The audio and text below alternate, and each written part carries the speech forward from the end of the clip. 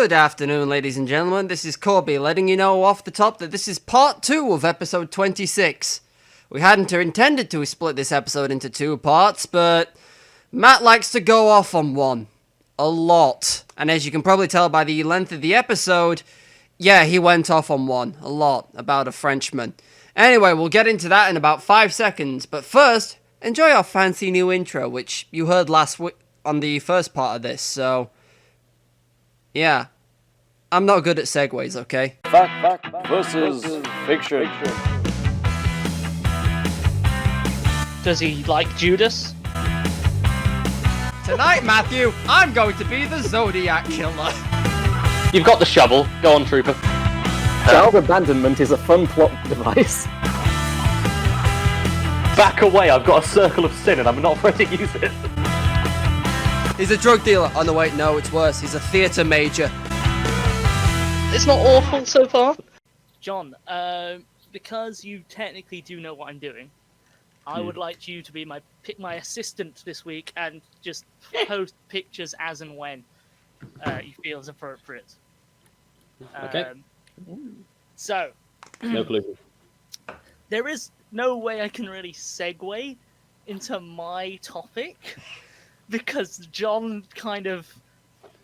we agreed we'd do something similar in a similar period. I didn't expect him to come swinging with a people. However, No one expects bacon to the brain. However, Tom, or Corby specifically, did ask right at the start of the podcast if a certain someone was still alive. So, history is full of famous generals and military commanders. Caesar, Hannibal, John when he touches the whiskey.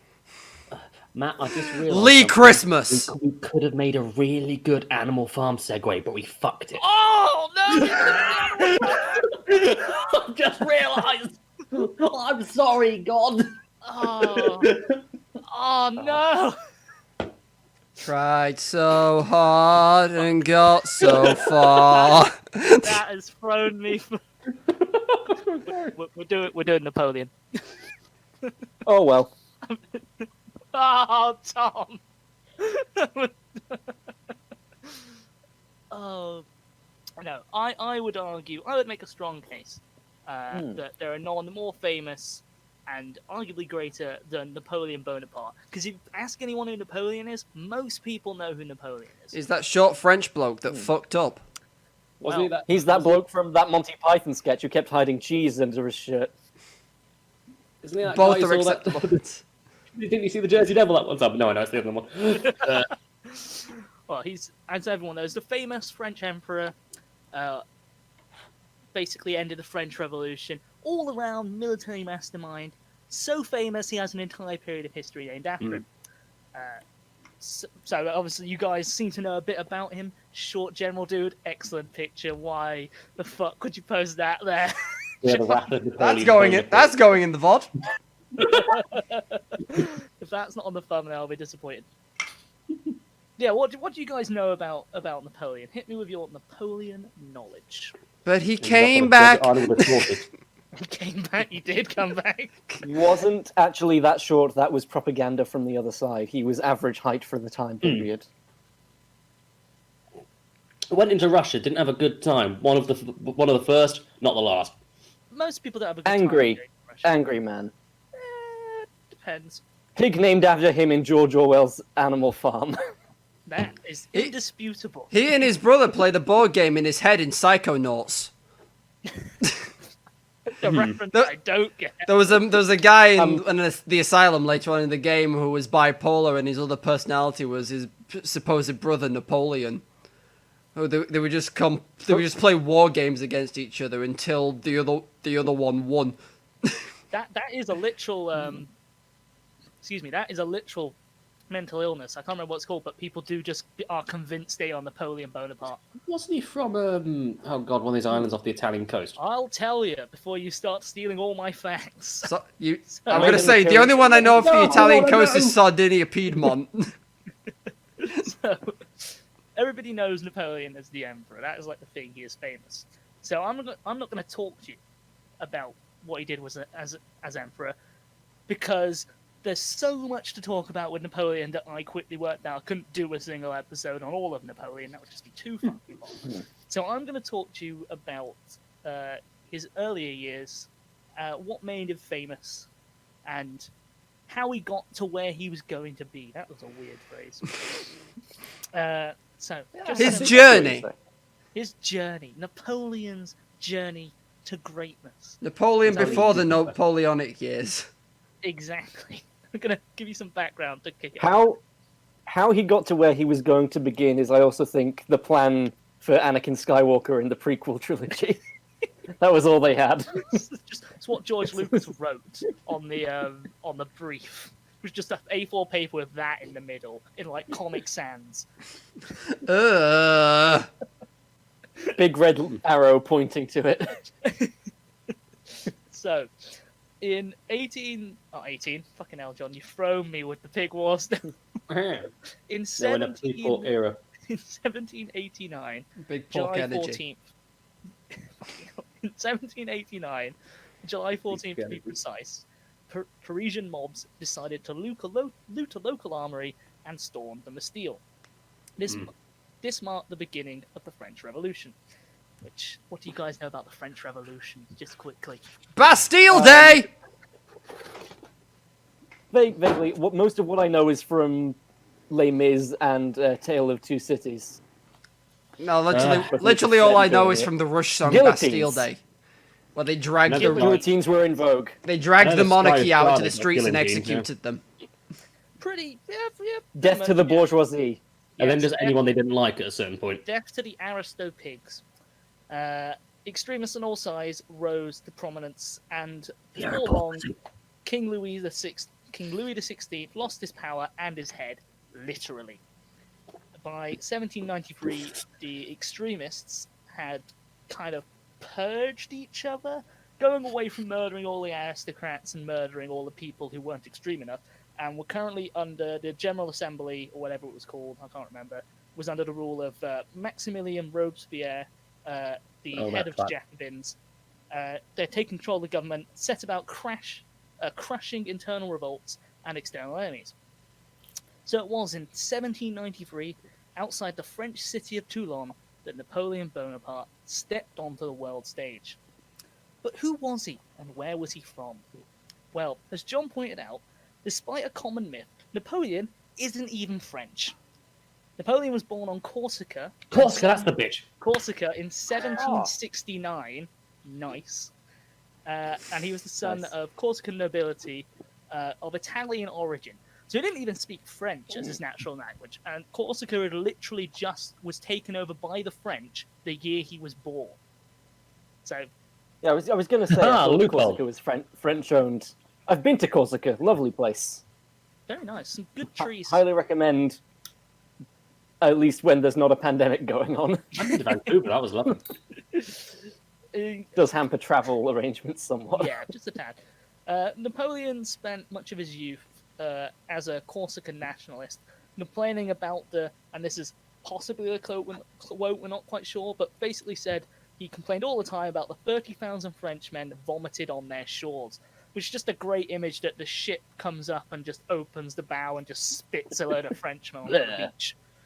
Projectile Frenching. I'm sorry, I had a bit too many Frenchmen last night. I appear to be throwing them up onto your beach. This is the boat. Why is the boat French as well? You're too many. I'm a French boat. Belgium, you always do this to me, you bitch. I always say just the one, but it is never just the one. Oh God, we're going dangerously into Napoleon turtle territory. Whatever it was that you were on about. Oh, fucking Napoleon tortoise. No. I'm not gonna bring up an inside joke that's between me and someone else who is not even on the podcast. If they appear on the podcast, maybe. He's just come online on Discord, so he's still here. You've summoned him. You heard Tom do the accent of the summon. So Napoleon spent much of his younger years basically living the life of minor nobility. He didn't see eye to eye with his father, in part because his he was so short. father used to be hardy heart. His father used to be a Corsican nationalist as well. I know it was low-hanging fruit, but He used to be a Corsican nationalist as well, and had been fighting for Corsican independence before the French showed up. And then when the French showed up, his dad was like, I like being French, and basically decided to get on board with all the French stuff, and was like, yeah, cool, I'm French now. Whereas Napoleon was like, how could you leave your Corsican heritage behind, you bastard? I Not am direct become line. French. Wait, it's always French? Always has been. His father pissed him off a little bit more as well when he ended up sending Napoleon off to France at quite a young age to go and be educated. On the other hand, though, Napoleon loved his mother very much and is quoted as saying it was her teaching and discipline that made everything in his life possible. So basically, he puts his success down to his mum being incredibly strict, which fair enough. Yeah, I mean, a little bit. like, it makes sense given how rigidly he followed military discipline, we'll put it like that, I guess. So life in France was quite hard for Napoleon. He had come from a Mediterranean island, and in case you didn't know, the Mediterranean has a lovely climate. France doesn't. No offense, France. South of France is lovely. It's still better than the English climate. And it looks out window at rain. But Napoleon, unfortunately, was seen by the French contemporaries at the time as a country bumpkin because he spoke little to no French and found the whole process of learning it quite dull. He actually, obviously, he learned French because he had to. Yeah. This is Salieri all It's over a again. bit, it's a bit like a proto Stalin, yeah. What? No, because Stalin came from fucking basically arse end of Georgia, I believe, and he had like a very kind of that kind of accent, and everyone thought, oh, he sounded like the Russian equivalent of a yokel to everyone in Moscow. Yeah, pretty much like I was gonna. Yeah, I guess because Napoleon spoke with a. Not to make it sound like a theme's developing, but you mean like in the same way that Hitler's from Austria? Oh, for fuck! Is this just a thing? At least Mussolini's Maybe. Italian, right? I would not compare Napoleon to either of those two. Turns out First Mussolini's. of all, they're better than them. He's better than them. Second of all, Oh, didn't fair commit mass genocide. Did invade Russia. They all did in their own ways. The dots are connecting. If Um, only I had more wool to connect these dots. It all comes back to Animal Farm. That's all I'm saying. it's all an allegory for the meat industry. I don't know. That a meat industry uses and abuses you and chucks you out. God damn you, sir! This isn't like it's like meat in the meat industry. Damn it, Barry, let me vent.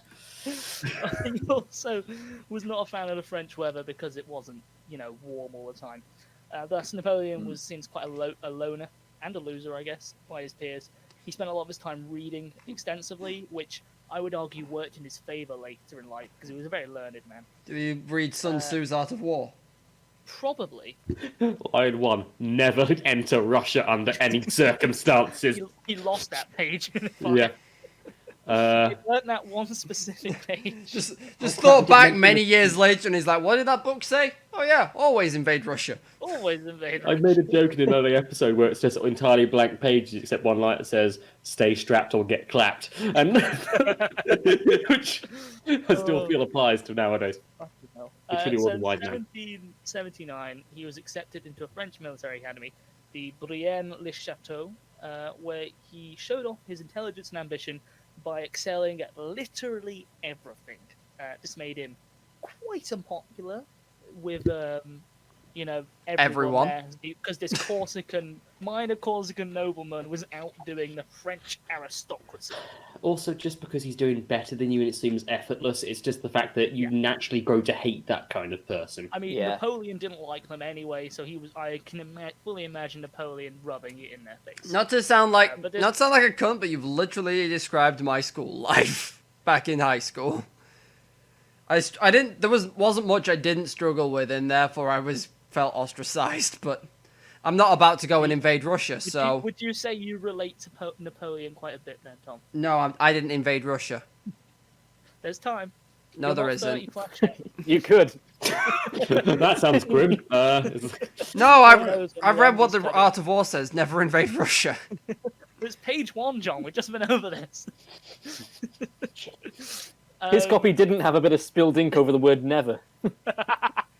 Just rule 1, invade Russia. That's easy. You got the reprint, which had actually corrected it to never invade Russia.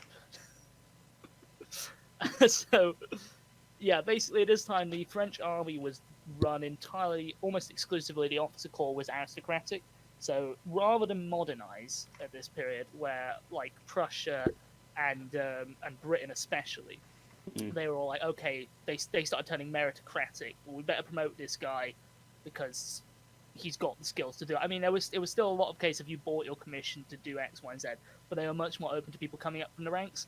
Yeah. French, not so much. They regressed and were basically like, no, it must be ironclad, run by the aristocracy. No one else can come in. So Napoleon basically found his ambition stifled almost immediately. Yeah. So he ended up having to complete a 2-year course in 1 year because his dad passed away and he had financial difficulties that meant he couldn't stay without getting a job.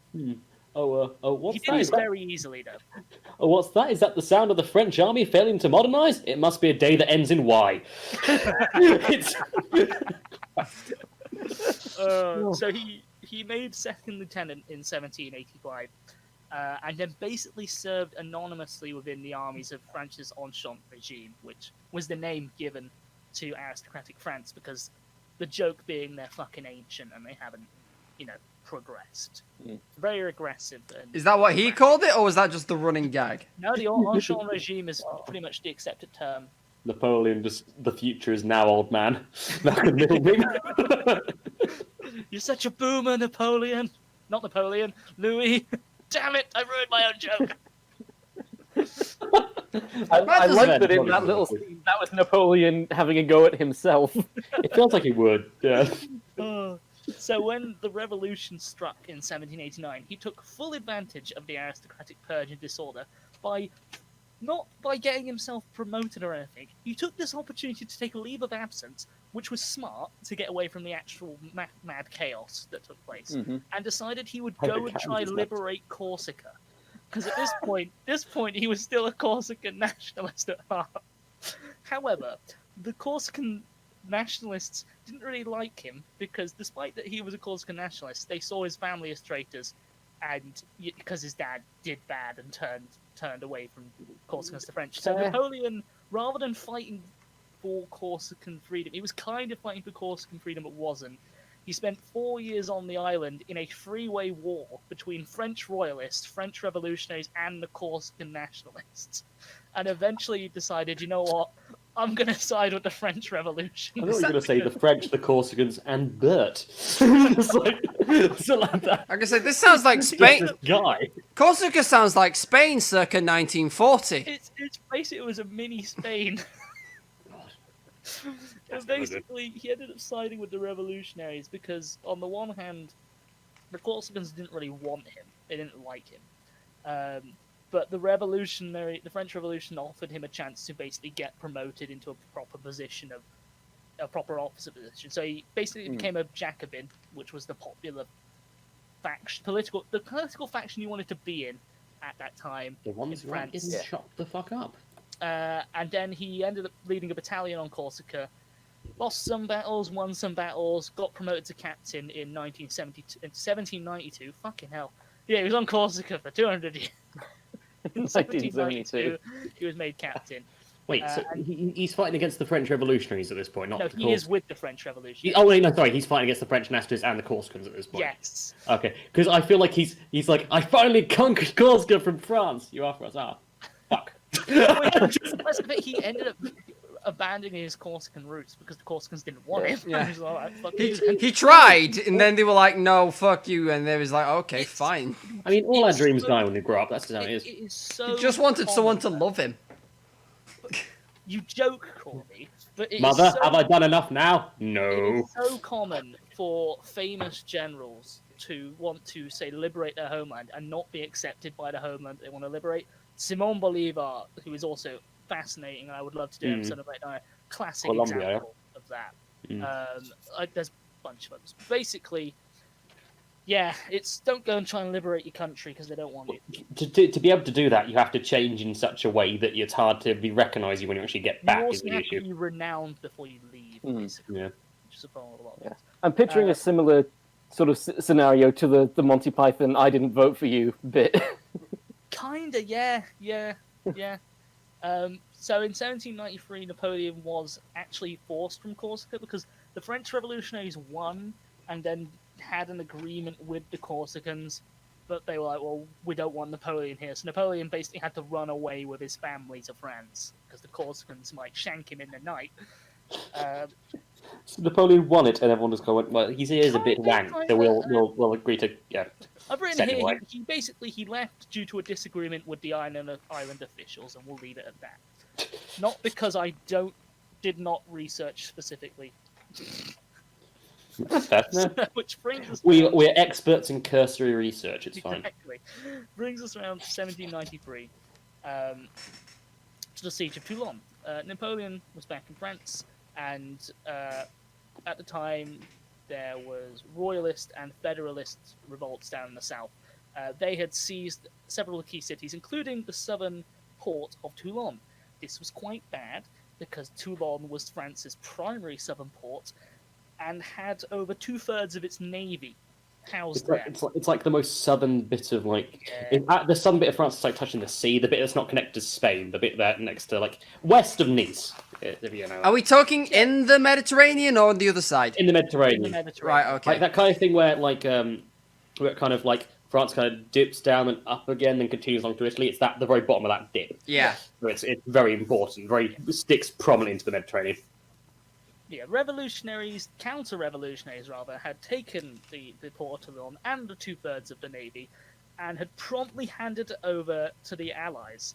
Not those kind of allies, because right now France was busy fighting against everybody in Europe in the War of the First Coalition. And themselves.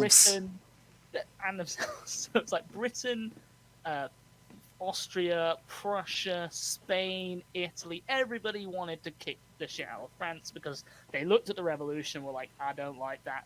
They might try and do it to us. Yeah. Which they did. Yeah, I can't blame them. We had I to- mean, it's the sound thing to do if you have a shit ton of monarchies and there's people saying, hey, we can think too. Like, no. Pretty much. France had been, I think the War of the First Coalition had been going on for about 4 years. And it just non-stop constant warfare. And the revolutionary government had basically let Britain in to the port of Toulon.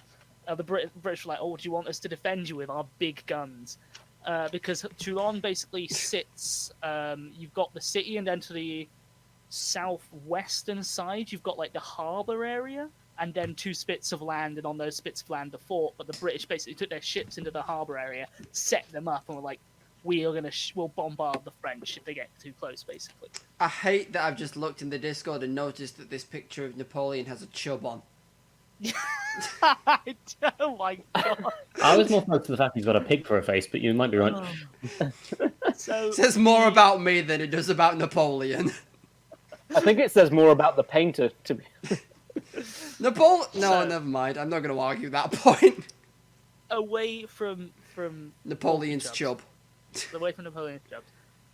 The French decided that they needed their navy, and so it had Toulon under siege for quite a while, but had little success. This may have been because their enthusiasm in the Terror, where they'd purged all the aristocrats, also meant that they'd purged all the generals. And so the generals they now had, while very, very loyal, were, to put it mildly, utter shit. Incompetent AF. Yeah. Toulon had been under siege for months with no Would you say it's success. some sort of purge? Or possibly a just, great you know, one? Yeah, maybe, yeah. So Napoleon, but at this time, caught the attention of Augustine Robespierre, who was the brother to Maximilian Robespierre, absolute mad lad, as we've established, very mad. Seeing Very mad, Napoleon- much lad. very mad, much lad. Seeing Napoleon's potential, he assigned Napoleon as an artillery officer. The Napoleon got there and was like, "Oh, this place is shit," because what he got handed as an artillery corps was 12 men and a bucket. It wasn't a lot there, so he basically spent the next however long, couple of months, resupplying it. He retrained a bunch of the infantrymen to fire the guns, and then got his hands on, somehow, got his hands on over 100 cannons, howitzers, and mortars, which I can only assume were just lying around somewhere. Where'd you get these? Fell off the back of this truck. What did they do? Fell off the back of the cart. How many carts? I don't know, a couple. So at the bottom of Toulon, you can see on the map there, you can see the harbour of Toulon. Yeah. Those 2 points that come together to make the entry into the harbour, the one on the left had a British position on it, which had a heavily fortified blockade and whatnot. So Napoleon basically set up 2 massive gun batteries on there and was like, right, what we're going to do, boys, is we're going to blow the shit out of the British, and then we're going to invade. And he named one of the batteries, it was named like the place where fearless men stand, because initially the people didn't want to stand there because it was in range of the British guns. So Napoleon went, well, if you stand there, you are fearless. And everyone went, oh. I would hate to work for this man. He was a fucking micromanager. Who was Napoleon's PR rep? Himself. That explains some issues. So he got the attack launched, but the general in charge only sent 400 men, and they got pushed back. Like, he didn't send the entire line, so Napoleon was basically like, this guy's shit, and started complaining to the higher-ups, like, get me a better general, or I'll fucking do it myself. So in November of 1793, they sent down an actual competent general who listened to Napoleon's plan and was like, yes, we're going to do that. So I need a man to say okay. Yes. So they were about to launch the attack, and this is just going off topic really quickly. They were about to launch the attack, but then the Brits were like, oh shit, the French have gotten confident, and they sallied out and tried to disrupt the French guns that were at the north of the city. They almost did it, but then Napoleon and the other general turned up and pushed them back. They captured the English commander, a guy called O'Hara, who coincidentally had surrendered to George Washington in the siege of Yorktown, like only 12, 15 years before. And now he's surrendering him to Napoleon. But after that, Napoleon led in December. Just the idea of Napoleon nervously kind of arrest him. And it's like, you knew it this son, aren't you? Just go on, let an old hand show you how. First time. So in December, Napoleon was ready, and this time they barraged the fortifications and took them with a full charge. While doing it, Napoleon led from the front when he was doing it. He had his horse shot out from under him. And he then took a bayonet to the thigh that came within, an inch of hitting his major artery. So it was by pure luck that he didn't get killed, and the course of history wasn't changed. It's the first one. And then the one in your leg, the position. I forget which one the one in your leg is. Is that the? It's not the femoral. Femoral artery, yeah. I think so. I'm thinking the one in your arm. Never mind. And then they took the position, moved the cannons down, and basically the Brits were like, oh no, they have cannons that can shoot our ships. Run away. So they basically immediately left, and all the French in Toulon were like, well, wait, they'll kill us if we stay. So there was a mad dash for everyone in Toulon to basically get in their dinghies and just row for the British fleet. The British actually managed to save something like 14,000 French men and women, which was not a lot because it was a big city, and let's just say reprisals came Toulon's way and leave it at that. In honor of this fabulous victory, Napoleon was made a full general. He was captain and then he got made major. He was only half general. He was only half general. And he was quoted as saying, this will show you how big his fucking ego was, "It was in Toulon that my reputation began. This reputation being one of undisputed victory." Is this quote taken from after he'd lost and was sent to exile? I think this was in his. Is this in his memoirs at the end of his life? He wrote his own biography, so I'm pretty sure. At the end of his life, where he came to, and he's like, and that, my friends, is where I started to fuck up. Well, you say that. Napoleon is. I like to think of Napoleon as a bit like Aurelian, in that when you look at his track record, there's it was basically Aurelian got defeated once. Napoleon got defeated maybe 3 or 4 times, really? But they were all at the end of his track career. record is even at the end of his career, he was winning, but he could only win when he was there in person. I think And the just issue like was they were. spoiler if I do a later episode on the rest of Napoleon, the Allies' plan, the coalition's plan, basically became that if you have to face Napoleon, don't, and fight his subordinates instead. And so they basically beat him by not fighting him. Yeah, there was. Also, France had no manpower. And there was the thing that bloody I think all the defeats you got to mention that you got defeated a couple of all of them were fucking massive, weren't they? Wasn't that the issue? Of them, Leipzig was pretty bad. But yeah, that's way in the future. We're walking into 1794 Oh, now. and obviously, as being all Britishers ourselves, we will have a slightly probably different opinion to him to some people on the continent. I like him. Yeah, well, I know you do. You're weird. Yeah, but And, you're a historian, Matt. I am Yeah, a that's the historian. thing. I Where look most at people objectively. just go, haha, Anyway, funny short Frenchman. I will say right now, let's crack on because I have a little bit to get through. Oh, Jesus. Okay. Yeah. So, 1794. This was a relatively quiet year compared to the ones coming up. Napoleon spent the first half of it rejigging the various fortifications and supplies on the Italian border under the army he was in charge of, and helped retake a couple of Alpine forts that were taken by Austria. He also popped over to Genoa to gauge their intentions, which I guess means just to work out whether they were going to, side with France or not. I'm gonna Because say, Italy was under control of Austria and weren't. I'm gonna say, was Italy still at the point where it was a clusterfuck and not an It actual wasn't country? Italy, yeah. Yeah, that's an accurate assessment. He also ended up in hot water because his Jacobin connections came back to bite him in the ass when the coup of Thermidor took place and both the Robespierre brothers were killed and all the Jacobins were purged. What's this got It to was, do with it lobster? was horrible. He was acquitted though and was, fine. Joined an expedition to retake Corsica, but was blocked by the British on the way over. So that was pretty much the end of him going back to Corsica. He then got reassigned to the Interior Army, but decided he didn't like it there, so decided to go on administrative sick leave. Just put him on an island. You don't put him in the middle of the country. And then basically he just kept saying, no, I don't want to go north. So they put him on, they struck him from the list of of officers under active service.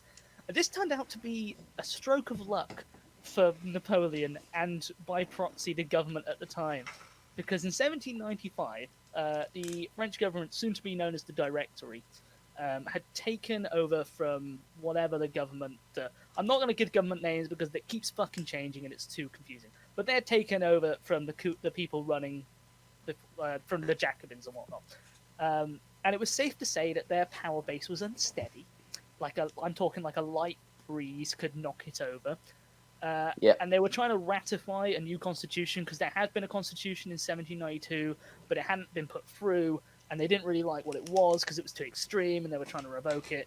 And basically, they pissed off a lot of the Parisian locals who wanted the current convention members to just fuck off.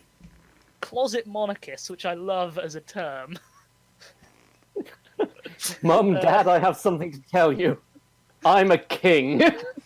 What? There'll be no kings in my house. Hey, kid. Every man is equal under this roof. The closet monarchists on the right got a little pissy when the soon-to-be Directory basically forced through the constitution with vote shenanigans. Well, basically they lied about how many votes because through all the revolution. That never When happens. anyone came out to vote, the turnout was like 1 million people out of however, like 13 or 14 million. It was absolutely abysmal. Nobody wanted to vote because nobody cared. Could everyone vote at that time, or was it just the nobility? No. It was... So, it's really confusing, and I don't want to get too much into it because it's not too relevant. But basically, they wanted to give every man the vote, and then they were like, well, maybe we shouldn't give every man the vote. And then it just got confusing, basically. You had this thing called active and passive citizens. Like, passive citizens basically had the same rights but couldn't vote, and active citizens could. It's confusing. Anyway, the west of Paris blew up in revolt because of this. The government panicked somewhat and basically looked around for somebody to lead the small military presence and National Guard units were there, and they just so happened to look to their right and, oh, look, there's Bonaparte. He's a general, right? Yes, he is. You help us, Bonaparte, because if Bonaparte dies, fine. If he survives, we live. It's all good. So, works also. This becomes a trend, by the way, when people work with Napoleon. He's very obviously ambitious, but people kind of just let him do it because it's like, well, if he is successful, we're fine, and if he's not, then oh well. Well, kind that's of the thing. thing. The best position you can be in these kind of situations is a certain level of expendable but useful a lot of the time, because it's just like people will just chuck you in charge of most things because they're like, if you die, it's fine. If you live, great. It's like If he dies, he dies. Feels like it's a very narrow type. Guys, is that Russia looking for Napoleon at the corner of the time? When he walks into Russia. So Napoleon basically grabbed the nearest officers to hand, including a bloke called Murat, who ended up being one of his marshals in later years. Yeah. Basically gathered up all them troops and stole a bunch of cannons from around the city. He's not happy with that. Becoming a thing. Does Napoleon just stash cannons places? I have a hoarding problem. Opens a cupboard and just a fucking 5-bore point fella. It's like when you open one of those weapon closets in a spy film, and it's just different cannons. He grabbed all the men and the cannons, and on October 5th, he and the people he had basically. So the way Paris was laid out, the western side had to cross the river through Paris. The river Seine, whatever it is. Marseille. That one. Seine? Seine. They had to cross that. The wet French water. Wet French water. They had to cross the wet French water opposed to the dry British water. And so they had to cross the bridges. So It's like Napoleon, being a learned man, put a bunch of cannons in front of every bridge. And basically he and his men had a staring contest with the 25,000 strong angry mob, who, by the way, were not happy to be there. I feel their wives had come round and told them to go up there and stick it to the government. Oh, I thought you just meant like not happy to be in Paris. So, like, did you live there? I feel like Napoleon so yeah, far has solved most of his problem with cannons. I feel like angry mobs rarely it's are that era. happy. It's great. It's just, I love it. They got Otherwise, whipped they'd up be a by- happy mob. They got whipped up, but they didn't want to get out of bed, basically, and their wives were like, no, you're going to go and stick it to the government because we want bread and taxes or something like that. Well, they don't want taxes. 5 more minutes.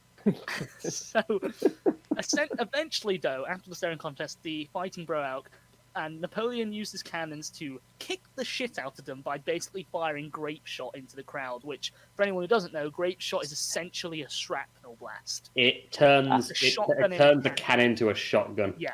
It's not because canister- firing a grapefruit out of a cannon, Coincidentally, which is what I pictured when Yeah, you it's said like that. earlier version of cannon shot, basically, isn't it? Yeah, canister shot even. I think it's called canister shot Yeah. or something. Yeah.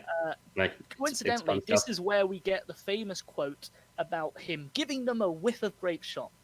However, Napoleon never said this. It is quoted instead from a book written by a Scottish bloke, because there is no direct translation for a Frenchman saying, give them a whiff of grape shot. Instead, he said afterwards, the enemy attacked us, we killed a great many of them, now all is quiet. I could not be happier. However, Honestly, this has been a great day. I love it. pretty much, I am having the time of my life. This is going in the dark. 6 out of 10 would not do it again. well, yeah, unlike the myth of one shot ending the fight, the fighting actually took place for over 6 hours, with skirmishes continuing into the morning. And part of the reason Napoleon actually won was because the mob ran out of ammo before he did. So the mob outnumbered him by like 3-4 to 1. When you see ammo, did they have actual weapons, or was it just chucking shit at I this mean, the point? mob had a mix of, bricks and stuff, but they also had rifles, I think. Oh, right, fair. But they had less ammo than Napoleon. And Wouldn't Napoleon you had feel so bad if you're the guy with the brick next to the guy with the actual reloading rifle? It's like, fuck's sake! early Stalingrad. Yeah. Moving on to 1796, Napoleon, now a properly established leader, was assigned once again to the army of Italy, this time in full command. This was seen as a kind of a bum position, one where you send someone off to just fall out of the limelight, mainly because the Italian front had been just hopelessly stalemated for the entirety of the war. Nobody had done anything. Nobody really cared. Its army was absolutely horrendous. It was 60,000 strong, but it was just poorly organized. Napoleon, despite wanting to be posted to the Rhine frontier where most of the action was, got to work and refused to be relegated to obscurity. He knew the army and he knew the area. He really looked at all the armies he could face and like, yes, put me against the Prussians, Dad. He wanted to be put against the Prussians because that was where the action and the glory was. I mean, yes, technically the Prussians had arguably where the the Frederican best infantry were. army back in the Yeah, day. at this point, the Prussian army was probably the most powerful army, with Britain close behind, I think. Mm. But he decided to make the most of it. So As I say, much he well knew the army in the area because he'd served it before. So despite low supplies, idleness, and mutinies practically every other week, he completely reorganized and disciplined the army using his own theories that he had come up with. This is also a trend of Napoleon. He basically wrote the book on 18th century warfare and 18th, 19th century. I mean, there's a reason we call it the Napoleonic Wars. Yeah. I will touch later on some of the things he did. And he then developed his own, basically, method to defeat the Austrians by studying the maps, terrains, and armies. And there is a quote somewhere, which I couldn't find the proper quote for it. But basically, Napoleon once said to one of his marshals that you're fine on a battlefield because you do not study maps, you will never command an army properly, basically. Because he was all about logistics and finding the best route and whatnot like that, which it's like smart men do tactics, geniuses do logistics or something. What you need supply to survive having an army in the first place. That's the whole key. Resupply and food is massively important. Yeah. So, in order to deal with the Austrians, Austria had two armies along the Italian border of about 53,000 troops. But they were split up into two armies, and so Napoleon knew that if he wanted to beat them properly with a still badly supplied army, he was going to need to separate them and defeat them in full, but separately. That was fully first. So he basically decided to power march. Defeat in detail. Yeah, defeat in detail. Thank you. He power marched up to the northern side of the Alps and just came in and rolled up the top Austrian army's right flank and utterly crushed them. And then he moved in between the two armies, and then basically absolutely thrashed the shit out of the Southern Army in a series of running battles, and then totally destroyed them at Monteverde in the end of April. Napoleon then decided he would run around Piedmont for a bit, which is the northwestern part of Italy. What was Savoy? Savoy, Piedmont area. Yeah. Savoy was like the overall thing for it, but like it was owned by Piedmont. I don't know. Confusing. And basically got them to capitulate. So in 3 weeks, Napoleon had accomplished what other French generals had failed to do in 3 years. So just to put into perspective how effective his planning was. No, definitely. He was a fantastic leader. No one could ever dispute that, I think. Very charismatic. But he didn't stop there. He then moved straight into Italy, where several other Austrian armies were gathering to retaliate. So Napoleon basically decided he would go on a wide flank to the southeast, and then basically hit the next Austrian army in the rear, pushed them back, and crushed them at the Battle of Lodi. And it was here that Napoleon allegedly sighted the cannon guns himself, and this is where he gets the reputation for being a micromanager. It earned him the nickname the Little Corporal, which I will clarify now, as Tom pointed out earlier. Napoleon was not short. He was 5'7", which was actually above average height for the time Yeah, it period. was a touch above, wasn't it? That's not The only too bad. reason people think he was 5'2" is because British and French feet were different. So the British, he was 5'2" in British feet. But they did the propaganda thing and said, no, he's 5'2" in French feet. Because measurements. So do we use French feet now? He technically, I think we are. Yeah, we do. We have a universal standard at this whatever point. the universal standard is, he is 5 foot. He was 5 foot. Yes. Okay. Fair enough. Yeah. Um, When you say sighted, do you mean he looked down the cannons himself and said, yes, that's a good yeah, place he to aim sighted them? the cannons himself, basically. He allegedly. It's not confirmed. I could definitely see him do it to one or two. Yeah, it was. Not all of them. after this series of victories, he became convinced of his high destiny because he didn't have an ego at all.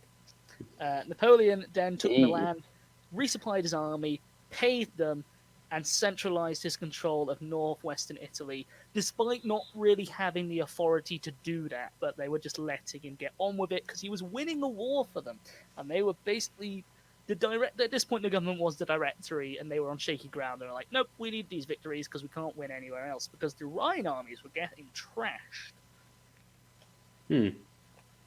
By the Prussians, or?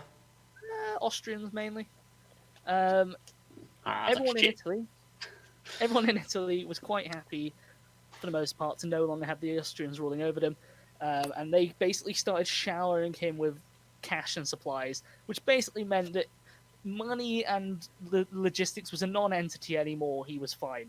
So he set out to siege the fortress of Mantua, which was essentially the gates to the Austrian Alps and a really important strategic location in Italy. It's pretty much bang in the middle of northern Italy. Yeah, you need to get past it to get anywhere, basically.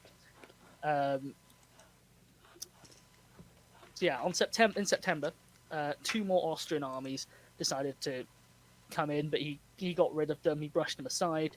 And while he was here, he decided to lay the groundwork for his reputation as a statesman and converted allied Italians into republics, the Cis and Trans-Padanian republics specifically, and modelled them on the French government to basically secure his flanks. I assume that the words cis and trans in that context mean a different thing to what they mean today. He took them from the Latin that the Romans used, where cis, I can't remember which way around it is, but cis and trans basically mean this side of the Alps, and lower Alps and further Alps, basically. It's not what people are using them for today. Isomerism? It's like it was Gaul on this side of the Alps, and Gaul on that side of the Alps, or something, whatever. Not important. In October, 50,000 Austrians turned up and were determined to relieve Mantua in 2 armies. And Napoleon's troops got pushed back on all sides until he could regroup, because he had the space to out to garrison, basically. He then got pushed back even further and suffered a heavy defeat that pretty much routed him. But it's okay, because he told the Directory that he had won a glorious victory. And, news travelled slowly in those days, so it was fine. He definitely didn't lose. And he told talks, and I'll shoot him with a cannon. False news travels fast. Napoleon then got incredibly lucky, which is a great trait for any general. And it turned out that the Austrian communication was so bad that they just failed to meet up when they were meant to meet up. So Napoleon got 18,000 troops together, pulled the good old Alps strat again, and smashed into the Austrians at the Battle of Arcola. To note, the Battle of Arcola, the Battle of Arcola was a 3-day running battle where in marshy country and rivers, where basically they fought back and forth over the town of Arcola for 3 days. I've heard a lot of people call this Napoleon's finest hour, where he was basically leading men in person with like a flag and like waving it to get them across the Key Bridge. There is a famous painting of it, if John can find that. Basically, he totally thrashed the Austrians despite their having the numerical advantage, and basically decided the French victory in Italy. And that was it. Italy was in French hands now, basically.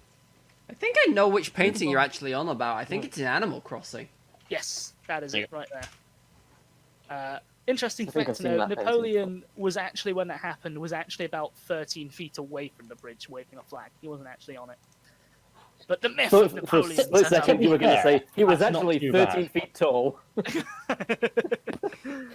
the time. Moving on to 1797, and the building blocks for quite possibly my most favourite thing he did before he became emperor. The Austrians decided they would try again in January to try and relieve Mantua, which was still under siege. But Napoleon, despite having less troops of them, totally smashed them at the Battle of Rivoli on January 18th, thanks to poor Austrian planning that negated their numerical superiority, the use of terrain, and Napoleon once again basically placing his cannons in the best locations to essentially eviscerate the Austrian army. So, a note on tactics, right, at this point. it was common for people on traditional battlegrounds or traditional fights to have a line formation and basically maximize the amount of firepower through volley fire that they could do and deal damage to the enemies, because muskets at the time only had a decent accurate range of 80 feet or something. So you wanted mass volley fire to actually deal damage. Slow firing, so otherwise you'll just pepper him every now and then just silence for a while. Problem is, when you're walking forward in a line formation, it's very difficult to keep the line steady and straight. So what they used to do is they would fold the line up into a column, advance towards the enemy in the column. This is what we were talking about, similar thing to what Pickett's charge did. They formed up into the column, got towards the enemy line, and then spread out. Problem was, they were fighting in the Alps, or like the area near the Alps, so they couldn't really do a line anyway. And when all the troops are compact into a column, makes some very easy pickings for cannons. So basically, Napoleon was just using his cannons with solid rounds to rake holes in the Austrian lines. Even that being said, he did. He's just going bowling with cannonballs. Pretty much. He did very nearly lose the battle though. He got saved, partially because of his artillery skill, but also because a division that had been stationed in the nearby town of Verona had done a forced march overnight through a snowstorm to get there as reinforcements. So they just turned up, and the Austrians, who were about to push through, all of a sudden had a French division on their flank. Were like, oh no, we're gonna die. Think of that in an Austrian accent. We're gonna die. What is an Austrian accent? Bit like German. No, it's kind of like a German accent, is Arcole the same. is this place in between Arcole and Verona? It's at Rivoli, which Rivoli. I don't know whereabouts that is. Either way, there's a picture where the hell. That may or may not answer your question. So basically, it would probably have been northwest, because this is a couple of months after. Napoleon then turned around. This is the John puts fucking Google Maps images into the Discord episode. I'm trying to help. It is helpful, Napoleon I'll admit. So there were two Austrian armies. So Napoleon then turned around on the other Austrian army, marched 39 miles in 24 hours, and smashed them in the rear. Because the Austrian And then army comes wasn't Bonaparte with expecting the steel to come chair. He steel chaired the Austrians. But with no more Austrian reinforcements, Mantua finally fell in February, and total victory was achieved. So Napoleon then popped down and smashed the Pope, taking 0 casualties in the fight and essentially mugging him for his cash. Did the Pope consent? No! Good, let's hope he learned a thing or two.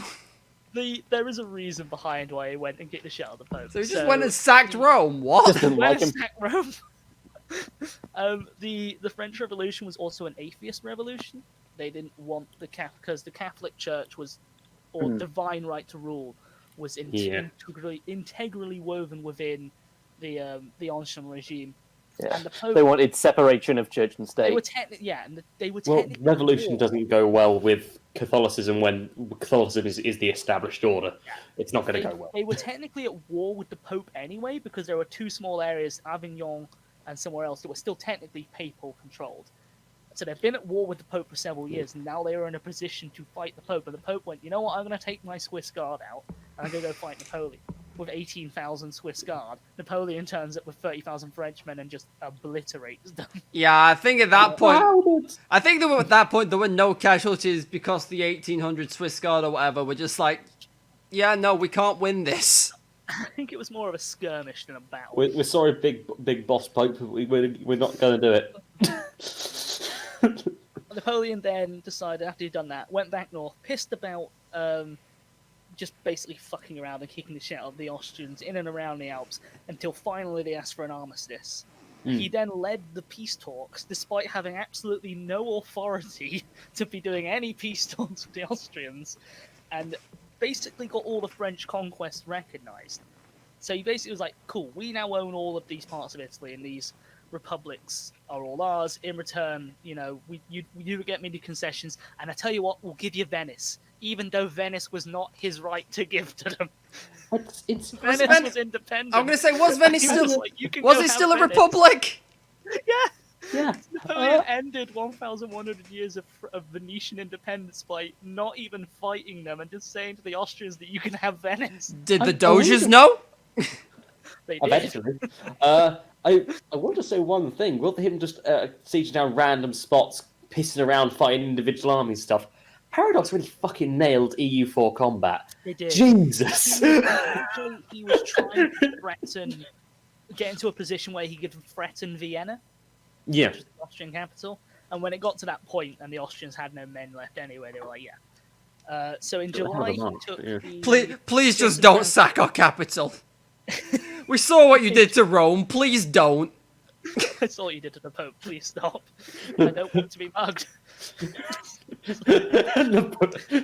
Look, I don't want lots of little Napoleons walking, like, waiting around alleys with knives, wanting a mobile phone. Okay, just leave me alone. So in July, he merged the Cis and Transpadanian republics into the Cisalpine Republic in Milan because they had been too conservative in their last election, and he wanted them to be more revolutionary. And Milan was the most loyal of the new Italian conquests. Basically, they didn't do what he liked, so he told them to stop. He then, despite the fears, the Directory let him be. This would turn out to be a very big mistake on the Directory's part. But not for a couple of years. Like 3 years, 2.5. Do you know what a couple Napoleon means, then... Matt? Yeah. Napoleon then returned to Paris as a war hero and peacemaker, but he didn't want to seize power just yet. So he adopted quite a humble posture, which let him go about as an unremarkable man. But he got connections with some useful allies who we will not see this week, but I will come back to Napoleon and talk about the later stages of his life. Is that a promise or a threat? Both. Yes. It's a promising threat. While he was here, he was also given Feel command. threatened. He was also given command of the planned invasion of Britain. Now, Britain at this point was the only person left in the war that they needed to fight, because I don't think the Prussians were actually. I think the Prussians were in the second coalition, not the first coalition. So they'd beaten Austria, they'd beaten Spain, they'd beaten Italy and whatnot. Now it was just Britain, and so they were like, well, we might as well invade Britain. They'll kick them out the war. They'd already tried to invade Ireland, but that just went wrong, and I could do a whole episode on how that went wrong, because it's unbelievable how badly they screwed it up. One of the ships ended up landing in Wales 4 months I was going to say, later. did they just land in Orkney or somewhere? I was going to right? So the Irish wanted them, just on a tangent, the Irish wanted them to turn out. So the French turned up like a month later than they were meant to, at the wrong end of Ireland. And then 4 months later, the distraction fleet that was meant to land in Wales as a distraction for the Irish crossing landed in Wales and got attacked by a bunch of Welsh farmers and driven off. It was poorly done. This whole episode has just been don't fuck with farmers. Pretty much. Napoleon looked at the available French fleet and troops and basically went, you know what? I'm good. Mainly because he didn't want to ruin his reputation by launching an ill-conceived invasion of Britain. He basically said it would take until the end of 1798 before he would be ready. He came up with an excuse and left it at that. I mean, his excuse, as excuses go, was pretty good. So, Yeah, to be fair, it's just pointing at England and saying, Ireland, it's an island, Royal Navy, no. And just, yeah, fair. Where do you think Napoleon suggested as his alternative to invading Britain? Hungary. I don't know. Scandinavia. Corsica again. Give it another Strong go. old Give it a Celts. good old college try. The year is 1798, or as I have called it, Napoleon's Middle Eastern jaunt. Oh God, no. Using his connections, He went to Egypt? Yeah, damn right, he went. Of course, no, he did. Of course he did. I forgot about that. Using his connections, Napoleon got permission to invade Egypt. Why Egypt?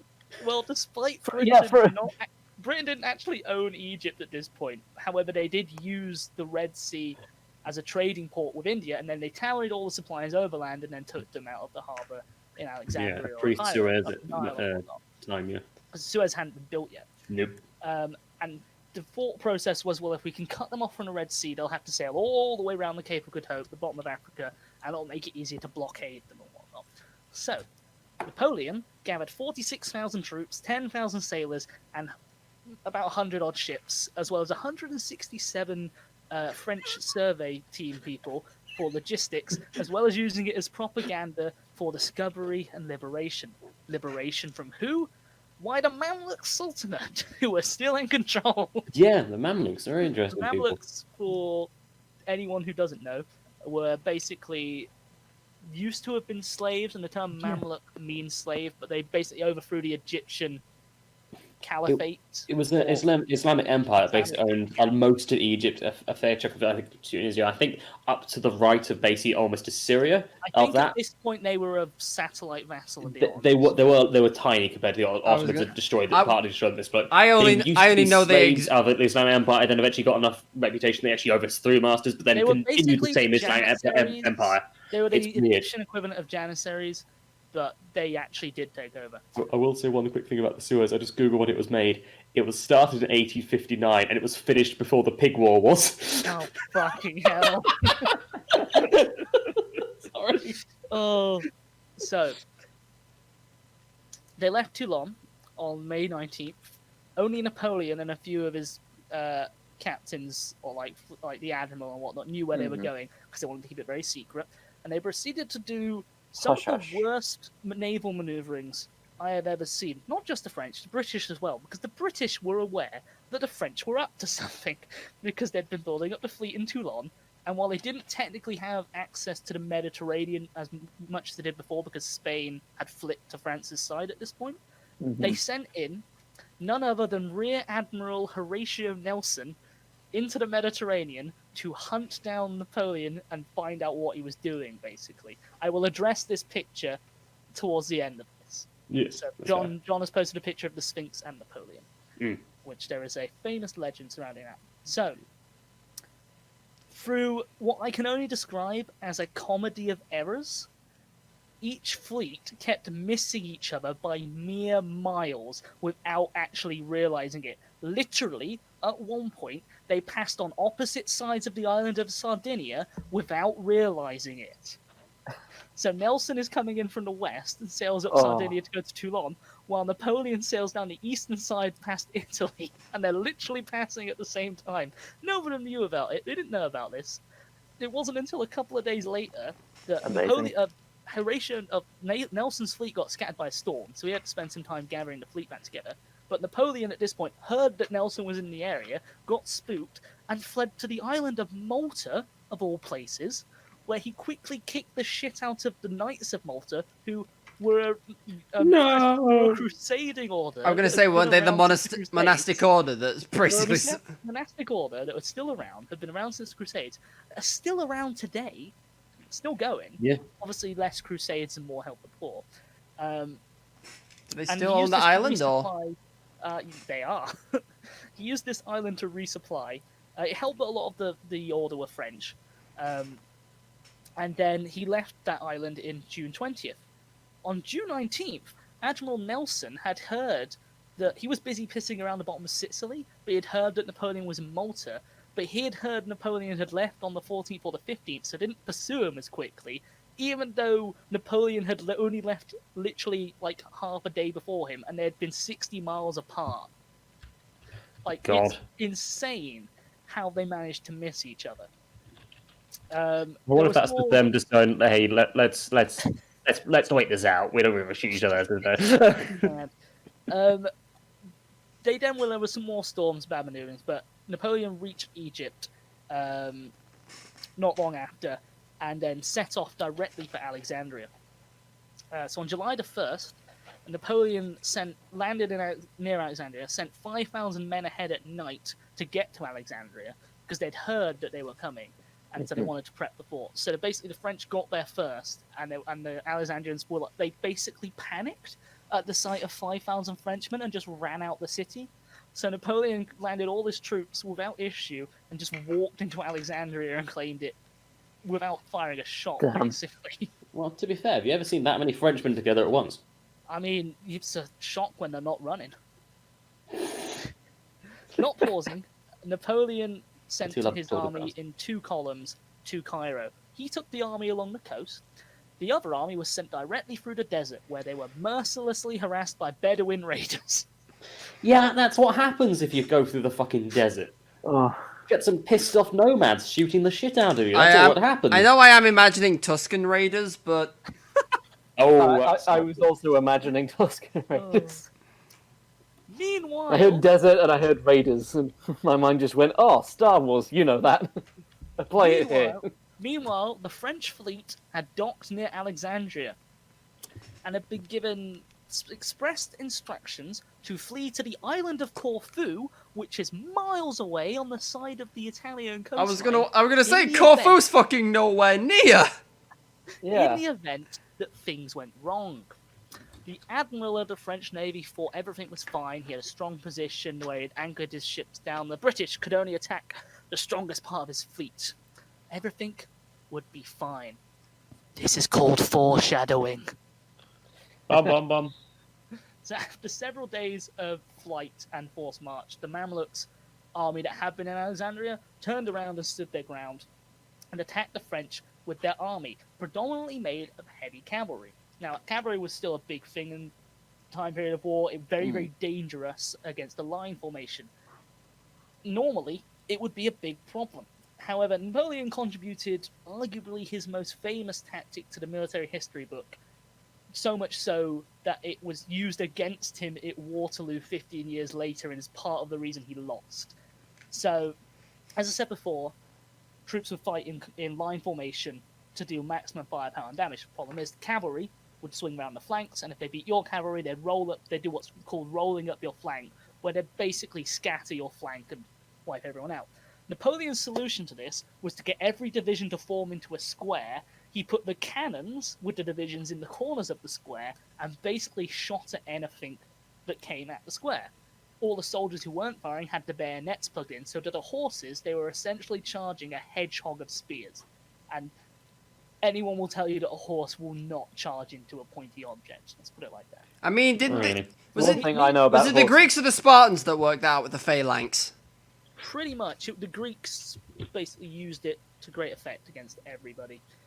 I say it was them with the hoplites that worked out the phalanx, Yes. wasn't the phalanx strategy? Yeah, the phalanx, yeah. So, needless to say, Napoleon beat the Mamluk army, and the Mamluks ran away. The French pushed on and then utterly crushed them using exactly the same tactics at the Battle of Cairo on July 21st. This battle was later dubbed the Battle of the Pyramids, despite the fact the pyramids were over 9 miles away. Yeah, but Egypt, innit? Pretty much. They thought it was a bit more romantic. You could see the pyramids of Giza in the distance. Oh, come on, then. That's That- fair enough. Look, it's a Ian, nice fair. backdrop. It's That's a fair. backdrop. I think the Battle of the Pyramids is a great thing. Yeah. The French, as I say, used the square formation. They only lost 29 people dead and 100 people wounded. The Mamluks were not so lucky. We'll leave it at that. They lost a lot of people. Napoleon then basically ran the Mamluk leaders and what remained of the Mamluk cavalry out of Egypt, ending their 500-year rule. Life was good, and he went sightseeing. At which point, he did not blow the nose off the Sphinx. There is a legend that he shot his cannons at the Sphinx for target practice, but he didn't. The nose of the Sphinx had actually been knocked off years ago by religious extremists who didn't like Egypt. I'm Ancient sure Egypt someone shot a specifically. musket, but you probably you definitely didn't shoot any cannons. I The know. British basically propagated the rumor to make it seem like he was trying to ruin. We are great at rumour mongering. We are really good at rumor mongering. I think that's because we're from Been that rumor mill. yeah. It's because we still seem as just nice upper class. Well, not nice, but like polite all this stuff, and not just utter bastards. But we are though. But we are though. Yeah, we are. Have you listened to wouldn't this want podcast? Yeah, but back in those days, the rest of the world hadn't twigged onto it.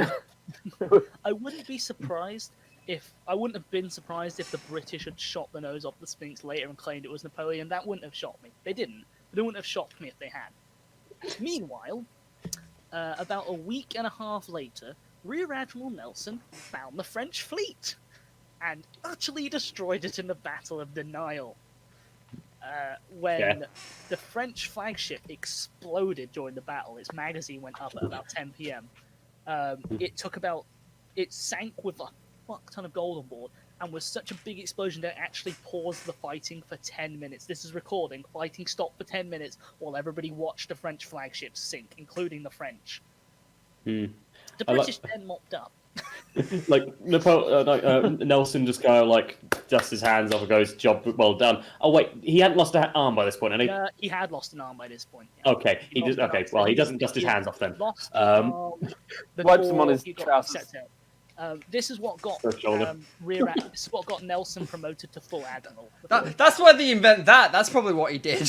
He did the Oh, shoulder. the dust off his shoulder thing. Yeah. Sounds kind of like, that's kind of cool. To put it in perspective how bad this was for the French, the British destroyed 14 out of the 17 French ships with 0 losses.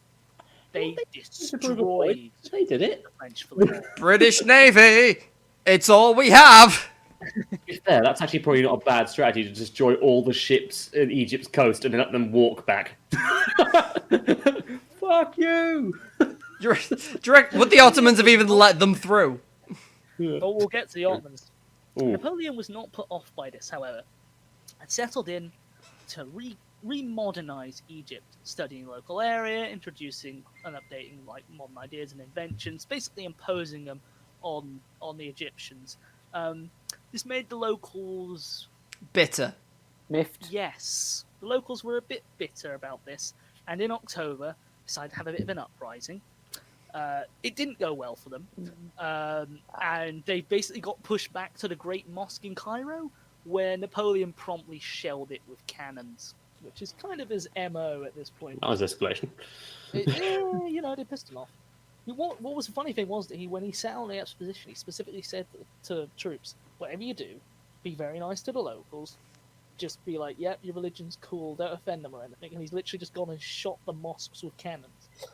Yeah, seems like a swift turnaround on that point. Nothing personal for Bam. It hasn't even been a full year. He only landed in July, and it's October. So he kept that up for a limited amount of time. Moving into 1799, the Ottomans decided they wanted to get involved. So they decided they would invade Egypt. So Napoleon decided to preempt them with an attack on Syria. For the most part, it went quite poorly. Does anyone want to have a guess why? Everyone died in the desert of thirst. Close. Also, there's a shit ton of Ottomans. I mean, you can't sail a boat across the desert, so... Corby is a You're little there. close. You're both kind of close. So Napoleon ended up winning a big series of victories against the Ottomans, because the Ottomans weren't as modern as the French army. He specifically took the French port of Jaffa so that he could bring his guns up. Lovely sea. cakes. He didn't realize most of his navy was dead at this point. I don't know. I don't think, or if he did, he didn't care. And then he had to keep fighting the Ottomans, but the Ottomans kept coming because there were a lot of them. So he ended up losing his The Ottomans cannons. start coming and they don't stop coming. Yeah, he ended up losing his cannons to the British, who then took while he was besieging another city. These cannons then got given to the people in the city and turned on him. So he had his own cannons shot at him. So not going well. And then to top it Not all the best. Jaffa is now just Tel Aviv, apparently. Yep, Pretty much. Tel Aviv. And to top it all off, his army caught the literal plague. That Oh. would do Black it. Death turned up. Yeah, that's pretty much I'm that. gonna say, did it leave? It didn't get him. Good enough, I Napoleon guess. Decided to back off. And he went back, and then the Ottomans at this point launched a naval invasion of Alexandria in July, and Napoleon had to push them back. The guy I mentioned previously, a guy called Murat, he led the cavalry and was with Napoleon in Egypt. He basically charged the Ottomans into the sea. Like the Ottomans landed too close and formed up too close to the sea, so Napoleon just bull rushed them with cavalry and basically drowned them. Oh, do it. If you've got nowhere to retreat back to, not only does that affect you tactically, it affects you morally. Your back is against the cold, well, actually, probably quite warm and somewhat quite nice, merciless waters of the Mediterranean. They're all worse to drown in warm water. Is that the one that? Because I Is that would've the one thought- you float in? Better. And that there is a sea which has enough salt to make. That's I mean, the technically Dead you Sea. float, but the Dead Sea is inland sea. I think. Yeah, you can. I mean, you can float Yeah. a map, but probably not in armor Yeah. or heavy uniform. Not very well. Well, around August 22nd, Napoleon decided that his little expedition wasn't working out, and decided that, maybe he should go home. So he lied to his men that he was off to go and get reinforcements, and then promptly spent 40 days dodging around Admiral Nelson's fleet to get back to France. Nelson still didn't catch him. I can only assume it was just, once again, poor communication and just bad seamanship. If he did, the Napoleonic era probably wouldn't have been a thing. Regardless. So he just like abandoned his men down there. Oh yeah, no, those To be guys. fair, he had 3 out of 17 ships left. You can't fit that many, can you? But still, you think you'd at least take some. Those guys, basically, the guy that he left in charge told the guys the next day what had happened. There was some animosity amongst them, shall we say. And then basically the Ottomans and British kept on attacking, and the French tried to surrender in 1800, were told no, got thrashed again. The plague was around at this time as well, still there. It wasn't until 1801 that I think they were actually were allowed to surrender, and were either taken as prisoners of war or sent back. But those guys were all happy to go and join the great Napoleon Bonaparte on an expedition to Egypt, and then not so happy when they got there. I would have thought that'd be his reputation tanked at that point. You see, he got back beforehand and told everyone it was going great, and then basically played it off. I wasn't there, everything went bad, yeah. Which worked in his favour, because coincidentally, while Napoleon had been away, the Directory had gone and lost all his holdings in Italy. They just got absolutely hammered because the Russians, at this point, the War of the Second Coalition got started, at which point the Russians and the Prussians turned up. Oh, God. Legendary Russian general Simonov? I can't remember his surname. But they had a legendary general who had never been beaten, and he basically continued to live up to that reputation and just trashed everybody in Italy. And then Is that Russian? Is that Russian or Prussian? It's hard to tell when Russian. So Napoleon returned to France, and everybody celebrated this because here's Napoleon, bringer of peace. We're back at war again. He'll stop this. Napoleon, bringer of peace. Meanwhile, they've been at war constantly. Well, Napoleon would bring peace, just on his term. But that can be saved for Napoleon Part 2, Electric Boogaloo, which we will talk about at a later date. But that is just a very condensed version of Napoleon's early life. There is so much more I could have talked about in Italy and gone into so much detail, because the Italian campaigns is essentially what forged him into the master strategist that he was. And just those guys he took to Egypt with him, they formed this scientific body while they were there that lasted for decades after, and was basically the British. When the British turned up, yeah, we'll keep that. That's cool. That's some good shit as well. The archaeological societies that were there at a later date. I do have a few interesting notes to end on. Going back to Admiral Nelson and the British trying to work out where Napoleon was going. You keep saying Admiral, by the way. Admiral. Thank you. Okay. Admiral Nelson. Sorry. That's fine. The British, the people back home in what was it called? England. Force Guards. England? Was the place where the army headquarters and navy headquarters were. Oh yes, yeah. Allegedly, now this isn't confirmed, but allegedly, the British Secretary of War at the time said, maybe they're making a run at Egypt. To which the Foreign Secretary said, try to think with a map in your hand. they were convinced that he wasn't going to hit Egypt. To be fair, it is the outlier. I can't blame either of them for thinking and either of them for saying that. Try to think with a map in your hand is a good resort for that. I really hope that's true. As I mentioned a few times as we're talking, the man Murat ended up being one of Napoleon's marshals. It turned out that a lot of Napoleon's marshals actually served with him before his coronation as emperor. A lot of them served with him in the Italian campaigns. There was a couple who served with him in Toulon, and several in the Battle of Marengo, which was 1800. Right. But that is one of the reasons why they were all fiercely loyal to him. And so when he came back, a bunch of them were like, "Yes, you're back. Let's go do this 100 days thing." Oh yes, while Napoleon was in Egypt, the French archaeologists did indeed discover the Rosetta Stone. Just in case anyone was thinking I'd missed that, which was found in the town of Rosetta, just underneath like a slab near a dock. Which is the reason we can translate the hieroglyphics, because it has like 3 different languages on it, including ancient Greek.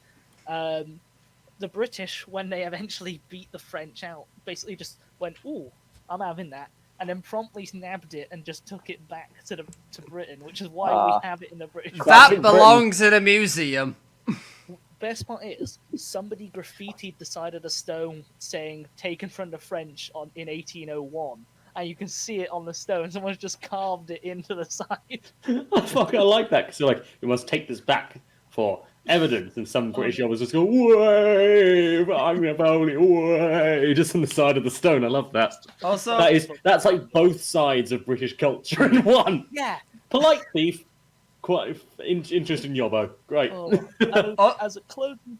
I was going to say, though, when we put that picture up, I was wrong about it being an Animal Crossing. I was confusing it with the painting Liberty Leading the People, which is a depiction of, obviously, That is actually the 1848 revolution, not the initial French Revolution. Well, there's a man here that looks like Abraham Lincoln holding a rifle. I think that's the barricades, so the barricades thing is a much later edition.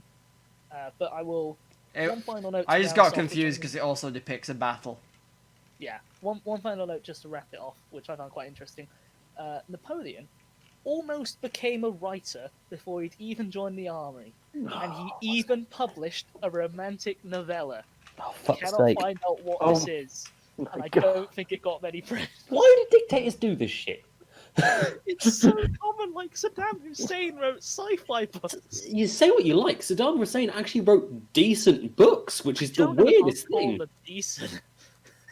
Like I think I've listened to the same podcast as you on that, John. Yeah. They certainly weren't bad. No, but God, what the fuck was what was it? A Death of an Astronaut? One of those novels or something? Like that. It was crazy. Anyway, it's so weird. That is Napoleon Bonaparte's early life. I take it back. The one I was actually confusing it for was The Night Watch is the name of the painting. Fucking hell, Tom. Look, there are 2 paintings here that look like they could have fit. On that note, shall we plug? It's the end of the episode. For anyone who isn't aware at this point, we do indeed have a Twitter. You can find us at F versus F official, the F's being capitalized, where we'll post when episodes go live. We will probably at some point get round to posting interesting pictures relating to the episodes eventually. I think at some point in the future, we might have to have some sort of website thing just to stick photos on or something. But we'll sort it out in one way. Just so you guys on the Spotify's and iTunes and whatnot can see the wonderful images Corby puts in for those on YouTube. The thumbnails this man creates are just beautiful. No, that's not me. That's Tom Jordan. Oh, not Corby. No, not his. No. Corby creates nothing but the podcast itself. No, he just keeps this shit together. Arguably the most important. What do you mean arguably? He is, just because the fact is he puts it together. Otherwise, we're just yelling into a mic and nothing's happening at the other end. Screaming into the abyss and he fashions it into something. Speaking of yelling into the abyss with nothing at the other end, I have a Twitter, which is at randomjot. If you want to, you can follow me there individually. I also have a YouTube channel, which is Tom H. Jordan, where I make vlogs and sometimes skits and sometimes film reviews. Basically a hodgepodge of content there. Sometimes he even reviews his old stuff. He does As it's sometimes called in the industry, it's high quality non-content. Where do you put your comics and the like you do, Tom? Yeah, I've done some comics over the past few years, and that's on Random Jot Comics on Facebook. But I'm not really doing any more at the moment, so there's just the ones there, so I don't really expect any updates. But you can read the ones that I've done for free there. It's a chunky backlog. Well, Corby? I'm gonna say, well, if you want someone else to scream into the void, like actually screaming into the void, I have a YouTube channel. Can we do a cappella voice screaming? Void screaming, even. Just Okay. harmonise with me. Ah! Hold on, that's not a scream. Hold on. Ah! It cuts out. I can't. I've got so many neighbours around me, and I do get quite loud when I yell. On either. My sisters are downstairs. My neighbours opposite. They have a child. They will call the police. See, I don't have that problem, which is why when I do my readings of visual novels, I can get away with more shit than I care to admit. Well, it's But broadcast. No one's going to stop. No one's going to care. I know, there's but the when I had to dating scream as a girl, it's a bit weirder. And I know I can do that because I can reach the high notes, and that's probably why know my you throat probably is can. fucked. Anyway. Yeah, you can find me on YouTube at under Gaius Nix, Guias. You can also find me there on Twitter, and you can find me at Gaius Nix on Twitch as well. But there is an underscore between the two. I don't know what goes on the Twitch channel at this point. I'm still looking for something to fill the time. It's probably going to be still going to be Dark Souls. Actually, now that I think about it. Stuff and things. Well, John, twist my nipples in a counterclockwise direction with your Cannot be done. lastly Not telling. on this side of the thing. planet. I don't know what we do on fact weeks. Is it the quote do. or is it weird facts? We I don't twist know. we What- twist what do you nips think it is? apparently. Twist. It's a weird Twist my nipples, John. Twist them. I can't really prove the bit rate my hands on the screen doesn't work. No, anyway, my interesting fact for today is, well, on the bloody Harold Holt used to be the Prime Minister of Australia till he disappeared in 17th of December 1967. He walked into the sea. Yes, he swam into the sea, and the thing got on riptide, and he just disappeared. He's probably one of the only people in power across the world who has just gone one day. We laugh at that because it's quite horrible, but he essentially did a Reggie Perrin. Yeah, A reference. there is there's plenty of there's a bit of conspiracy about it because some people don't think he died, some people think he faked his death, or got picked up by a submarine and defected to China. All this weird nonsense. Why China? I don't know. I guess it's close enough. Anyway, but I mean, depends which way you walked. he was killed by the CIA. Which, I mean, if you assassinate someone in the ocean, that's a good going of it. Once you go for Or Charles dragged de away by Gaulle- mermaids. Once you go for Charles de Gaulle, you have to go for the Australians. It's the logical next step. There are multiple memorials to Harold E. Holt in Australia. The key one, which was being built at the time of his death, is the Harold Holt Memorial Swimming Centre. There is also a US boat named after him, which is the first classic. boat named after a foreign leader. The Naval Communications Station, Harold E. Holt, and the Harold Holt Fishery Reserves. Fuck's No one seems to see any kind of Oh my irony in God, this. Are Australians immune to irony? No, but the thing is, they had to name the swimming centre after him because he was like the local MP when it was being built. So it was just like, it doesn't matter, he disappeared to the sea. They're gonna have to call it that. Oh, I didn't I know love the the swimming idea centre was that being built I didn't Yeah. know that. during the time that he disappeared. I No, thought it they got built finished. it afterwards, It got but yeah. finished after he disappeared, but it was being built during that time. Fucking Oh, well, brilliant. Australians should never trust the sea.